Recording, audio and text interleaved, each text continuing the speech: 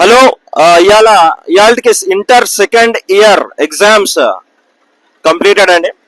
అయితే ప్రజెంట్ మేము వచ్చేసి పోచా మైదాన్ వరంగల్ లో ఉన్నాము. అటు చూసినట్టయితే ఎస్ఆర్ జూనియర్ గర్ల్స్ కాలేజ్, అటు చూసినట్టయితే శ్రీమేధా కాలేజ్ ఉన్నారు ఉందండి. ఇప్పుడు ఇక్కడ ఎవరైనా స్టూడెంట్స్ కలిస్తే ఒక రివ్యూ తీసుకుందాం ఇంటర్ సెకండ్ ఇయర్ కి సంబంధించింది.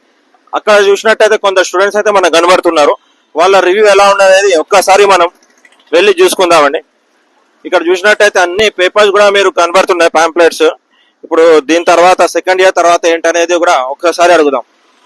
Excuse me brother, inter second year అయిపోయింది కదా, ఇవాళ ఫైనల్ ఎగ్జామ్ కదా, ఒక చిన్న రివ్యూ ఇవ్వగలుగుతారా? ఎగ్జామ్ ఎలా రాశారు ఏంటనే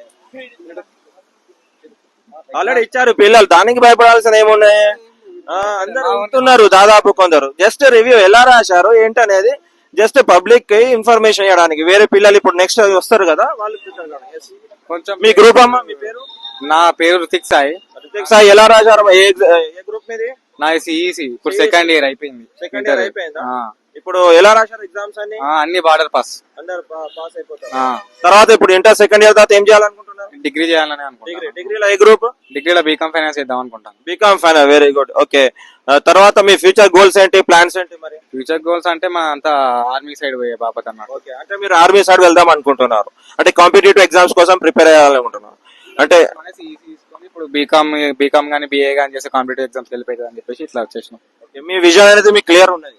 క్లియర్ అంటే ప్రస్తుతానికి అట్లా ఉన్నది. Okay right. ఓకే ఓకే, అయితే మీరు ఒక ఆర్మీలో మంచి స్థాయిలో ఎదగాలని ఆశిస్తూ సెలవు తీసుకుంటున్నాం. Thank you so much. Welcome. Thank you.